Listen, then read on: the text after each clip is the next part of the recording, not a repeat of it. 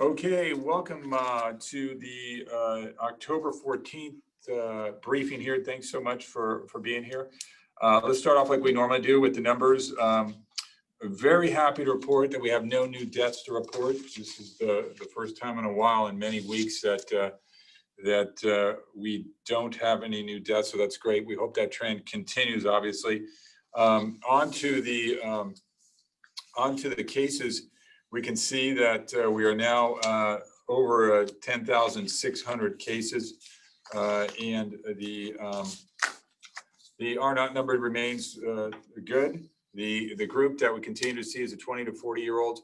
The thing that is striking to us is really the Latinx and the Hispanic population accounts for half of those infected.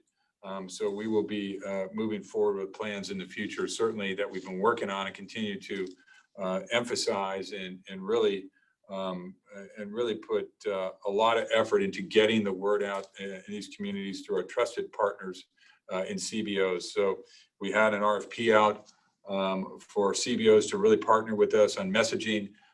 We have those responses. We'll be making those awards soon, and we really hope to work with them to continue to get the word out.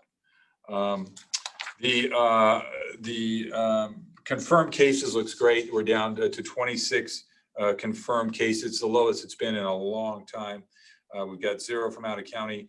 The bed space looks terrific. We've tested over 182,000 now in this county, and we've got lots of capacity there. In regard to testing, we tested 5,379 total individuals last week. 3,049 were at the event center. Still have lots of capacity there. We could do up to 5,000 a week there in those 5 days. And remember, we're open Saturday at that location. And then on the mobile testing sites that we've got, we had 2,330 last week, which is good, but we've got capacity there also. And just a reminder that the event center is open Tuesday through Saturdays, 8 a.m. to 3 p.m. The neighborhood testing sites are doing well. We've partnered with several cities to really emphasize testing at a local level, and increasing capacity is what we've been after here. Remember, prior to the Blueprint for a Safer Economy, we're at 230 tests a day per 100,000. And now we've increased that to over 300 tests a day per 100,000. So that's a significant increase when you're talking about 70 per 100,000. It's great work by Deputy County Manager Justin Mates and Health to really get those numbers up. And we continue to hope to get those numbers up. We do have here in the future, hopefully, we'll have testing for kids 5 and older, 5 and above, and we'll certainly be letting all of you know when we're ready to publicize that. I can tell you that will be in the near future. That we'll be doing that. We hopefully that there's a pent-up demand there. We'll try to go hours that are conducive to parents' work schedules to make sure that we capture as many of those as demand is out there. And we'll have, we believe, pretty good capacity there to test those. So as of yesterday, Tuesday, October 14th, the state updated the metrics for the county tier assignments, including numbers for the new equity metric. As a reminder, the new framework places counties into tiers based on their rates of new cases and positivity. And the new health equity metric requires medium and large counties to ensure that test positivity rates in their most disadvantaged neighborhoods, as defined by the lowest quartile of the U.S. Census Healthy Places Index for California, must be met an overall test positivity rate for the next lowest tier.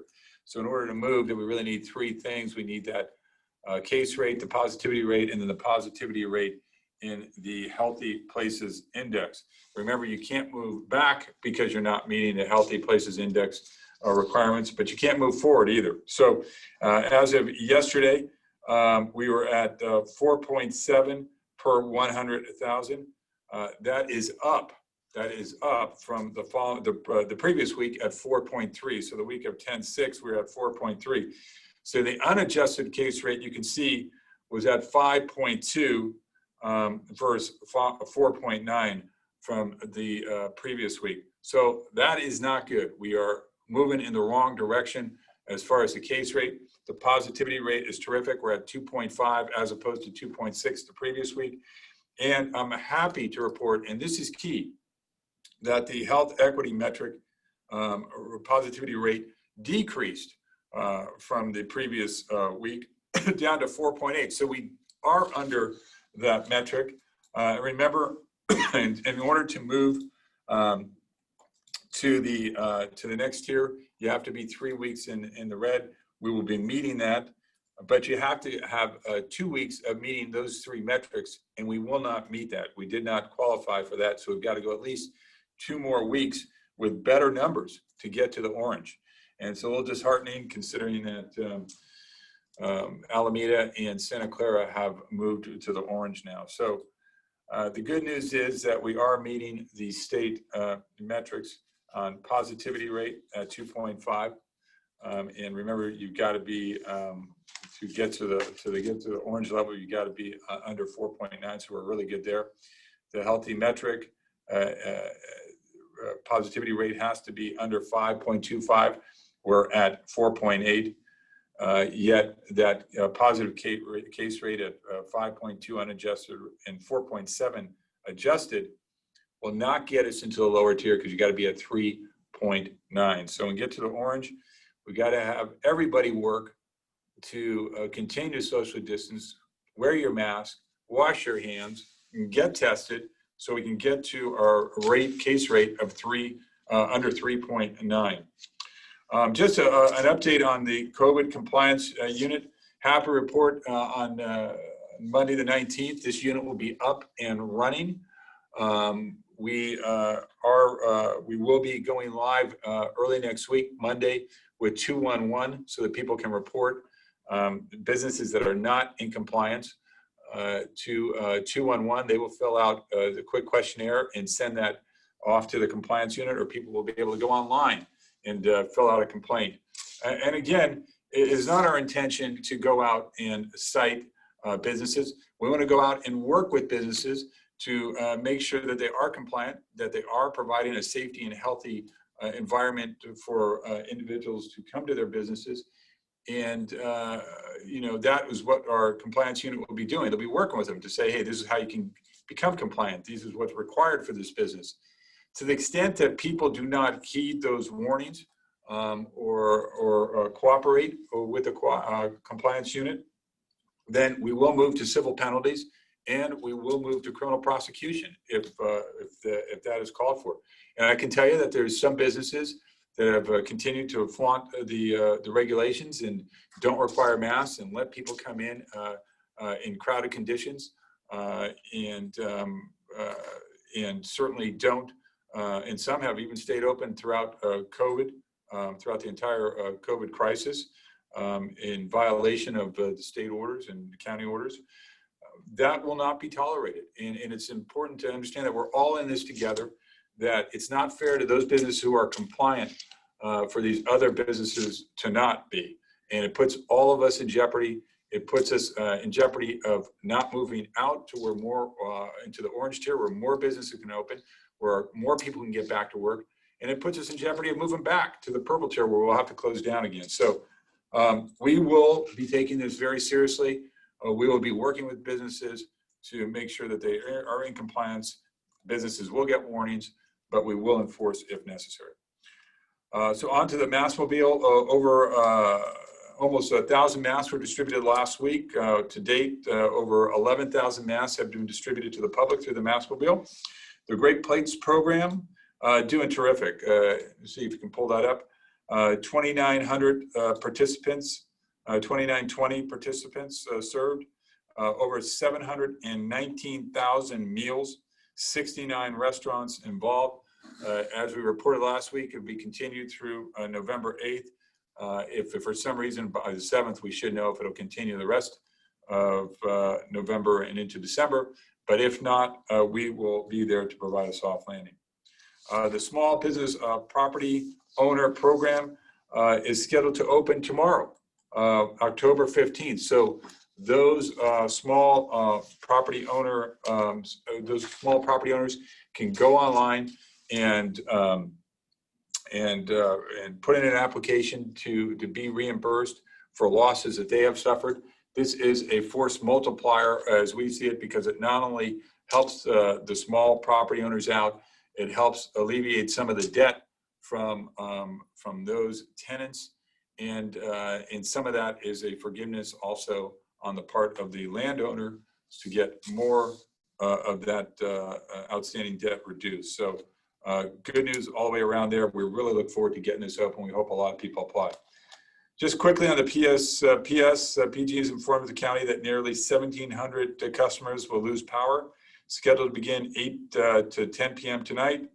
All but 20 of the unincorporated areas in the county remainder are located in Half Moon Bay, Redwood City, and Woodside. Power restoration is estimated at 10 p.m. on Friday of the 16th, October 16th. County parks have closed Huddard, Wunderlich, and Edgewood effective immediately. And 2 community resource centers, Half Moon Bay Library and La Honda Fire Department Brigade, are open. So we've got resource centers at the Half Moon Bay Library and the La Honda Fire Brigade. Census 2020 is coming to an abrupt end, as we know. We continue to lead the state, and hopefully we will end up leading the state at 78.4%. This is up significantly from the last census. Yesterday's Supreme Court ruling is very disappointing to us, of course. We have made historic investments in our outreach efforts to make sure that everyone is counted, so that we receive our fair share of funding from the representation in Washington, D.C. and representation in Washington, D.C. We would have loved to have finished the rest of this month, but know that we gave it all we had. We sprinted through the finish line, knowing that this could be the case. We never let up, and just great job by community affairs, all the elected officials in the county, all our nonprofits in the county staff, and everyone involved in the census.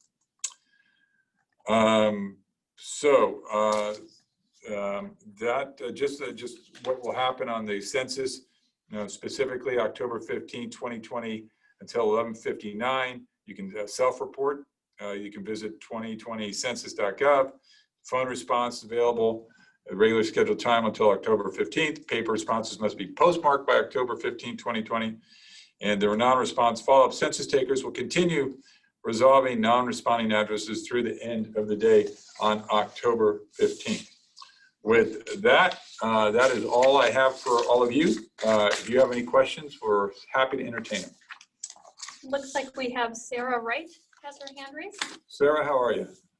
Good, how are you? Thanks for your time. Absolutely.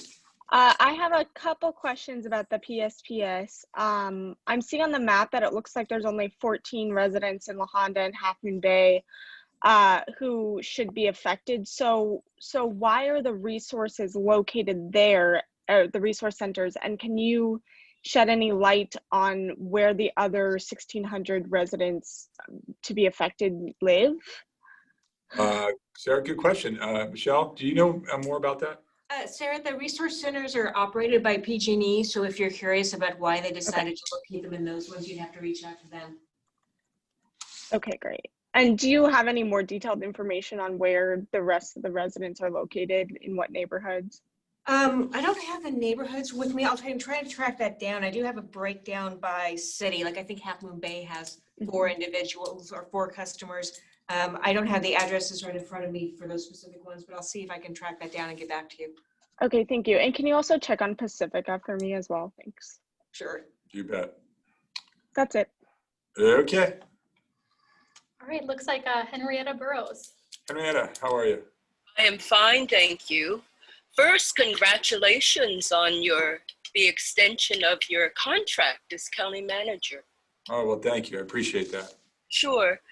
You had mentioned that there are businesses that have stayed open when they shouldn't have. why hasn't there been a crackdown? Well, I think we're just learning about some of these, and a lot of it's because of the reporting that, or the word that's going out now that there's a compliance unit coming on, that we're getting more reports of businesses that should not be operating, but are operating in a manner that's not safe. And we plan on, well, we've compiled a list of those businesses, and we'll be contacting them first off when we get up and running here on Monday. But it's just irresponsible to act in that manner. And you know, there's so many businesses out there that are acting appropriately and making sure that people are healthy, and making sure that they are part of the process of us moving forward and not back. So to see businesses operate in that manner, it is just disheartening. And they've got to understand, if they do the right thing, we'll be able to open, we'll be able to get to the orange tier and open more, so we can get this economy going at a faster pace and get more people back to work and get more businesses open. So what will be the process when these businesses are contacted? Would there be a warning, or would they be given a summons, or so what's? No. Yeah, good question. So we're going to start with a warning like we typically do. We want to make sure that businesses understand the regulations that are in place and how they need to operate. And you know, we'll give them time to comply. We'll go back and revisit them. And if they have not complied, then they're subject to citation, which could result in a civil penalty. And if they don't comply after that, we can refer them for criminal prosecution. So one more question, what will be the time limit in terms of when they have to comply? I think a reasonable amount of time, and I think that's going to basically depend on what type of business they're operating. If it's very simple, you know, where people are required to wear masks as they walk into the business, that's much easier. If there's infrastructure needs that would lead to better safety, then that might be a little bit more time. So we're going to leave it up to the discretion, as we do in many cases, of those in that business. There can't be a hard and fast rule, but I just rest assured we will follow up and make sure that people are compliant. Thank you. Sierra Lopez. Hi, Sierra. Hi, how are you? Good. Awesome. So going back to the task force, what do you have to say to residents that may be hesitant to report a business or you know, feel strange about reporting? Why is it so important to the public kind of reach out to this task force and make sure that they're reporting businesses? Yeah, I think it is important that we've got businesses that are compliant out there. I mean, businesses can come in contact with so many people in a day and potentially impact so many people in a day if they're not following the regulations that are required for them to be open. Look, we want businesses to be open. We want to move to the next tier. We want to get as open as we safely can, and as quickly as we safely can. So in order to do that, we're going to need businesses to comply. We're going to need businesses to put those safety measures in place. And certainly it's not fair to those businesses that are compliant. And, you know, obviously I'm out around the county and looking at businesses, and certainly the vast majority of them have gone to great lengths to comply. And that's what we want folks to do. So those who are, in a sense, basically saying, hey, we're not going to comply, there's got to be recourse for that. And we will certainly follow up and make sure that they do, if they want to stay open. And then my question is about infection rates within the Latino community. Originally, when we saw cases happening within that community, we weren't seeing very many deaths, and the theory was that the population was younger. We started to see those deaths kind of rise to match the Asian community rates now. Is there any demographics available for who these individuals are, or their ages, and what is kind of the concern right now about seeing Latinos experience fatality now at this point? Yeah, I mean, I'll start off and then ask Sarita to jump in. We know that obviously a lot of these folks who are getting infected or impacted by this are folks who are essential services workers who potentially are living in crowded conditions. And that's why health has gone to great lengths to try to get out there with the contact tracers and get ahead of this. And we have a place to isolate them if they avail themselves of it and pay wages and take care of groceries and all those things that are in place. So we are doing a lot of work there. We're doing a lot of outreach there.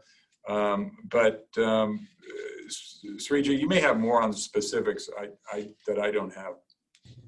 Yeah, thanks, Sierra. So you're correct to point out that as we've had, sadly, a few more deaths, none this past week, we see the deaths among the Latinx population approximating their representation in the population as a whole. I think it's around 22% of the deaths, 35 out of the 155. While the population represents 50% of the cases, we still, I don't think it's clear to our community or others what are the buffering effects, age, and other factors that lead some populations to have a greater fatality rate. This is something that statewide the epidemiologists are looking at. We certainly don't take any death for granted, and we try to learn from every single one of them. The last few weeks, as we've had more deaths, most have been over the age of 60. We've not experienced significant fatalities in the younger age group, but we continue to watch it closely. Actually getting to the root causes of excess deaths, that's the epidemiological way. Usually it's like a 1 to 2 year period of looking at the deaths and teasing them apart, medical reviews and the like. That's not something we've had the resource to do. And the CDC, the state are entities that have the numbers to look at excess deaths at that scale. Great. Thank you so much for that answer. I appreciate that. And then, Mike, if we can get to a little more information on the mobile testing site that was just past its beta stage, I believe. Could you give a little more information on what's going on with that site? Yeah, so I think you all might know that we've retained Verily to go around and do testing at mobile sites for us. And let me see if I have the information as far as where they will be. And if you have it here, I'm sorry, I think I was referring to the I believe you said a testing mobile. Well, we did beta test that. We're waiting for some results on that, but we also are doing a lot. So we've got Verily going around, they're mobile going around to different sites, but we're also doing neighborhood testing with cities and hopefully nonprofits in those areas that we have deemed are a higher rate of spread. And we are working with them to do specific neighborhood tests. Now, whether we go back to a mobile van like we did with Curative, we'll have to work with Curative on that. But we also are hoping to have a location for kids 5 and above to get tested very shortly, and that will be at a fixed site. So hopefully that answered your question.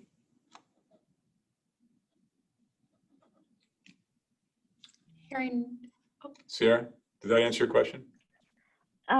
Yeah, I suppose. I guess I'm just curious how the beta testing went on the mobile test site and what exactly its function would be. Is it testing out of the van, like people go to the van and get tested, or? Yeah, it went very well, quite frankly. It went extremely well. We had very large numbers there, actually higher numbers than we thought. We beta tested it in Daly City for 2 days, and it worked out very well.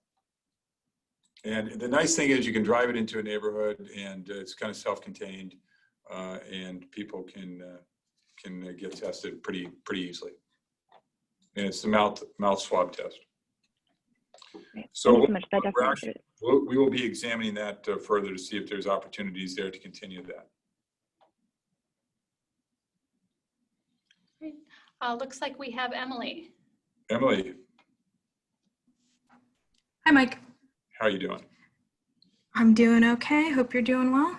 Yes, thank you. Good. Henrietta took a lot of my questions, but I think the one I have left is, have businesses been cited under the H&S code so far before this task force goes into effect? I'm not aware of any businesses that have, but remember, this has been a dynamic situation with businesses, with the governor's office, rules changing as to what can be open, what percentage can be open, what requirements there were. This unit, working with Sarija and her team, will be trained and updated on all those. So they'll have the latest and greatest information, and that, some of those things continue to change as we move through tiers. We believe that this unit will be highly effective in getting out there, and maybe if they don't have complaints, they can do proactive work and making sure that we recognize businesses that are complying. And again, the vast majority of businesses are complying, and to the extent that we can help those who are not getting compliance, that is the main goal.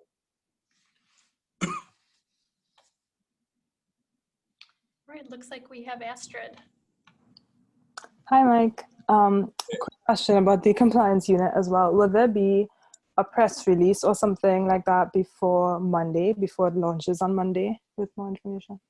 Yeah, absolutely. So we're going to put out information about, when 211 will be available, what the website will be, and these individuals will be in clearly marked shirts, have business cards. So the public should be, and certainly they can always call the county if they have any questions. So we don't want somebody to be taken by fraud. They would never ask for money or anything like that. It would simply be asking them to come in compliance and giving them information on how they can come into compliance. So we don't want any fraud out there. And if there's anyone who's suspicious of someone showing up at their business, we urge you to call the county. Okay, thank you. Okay. Anything else? No other hands raised and no questions in the chat. Okay, all of you have a fantastic and safe remainder of the week. And I just want to mention that we will be back next Wednesday. The group has voted, the larger group of elected officials, they'd like to go to every other week. So after next week, we will probably go to every other week. So just to give you a heads up on that. Everyone take care.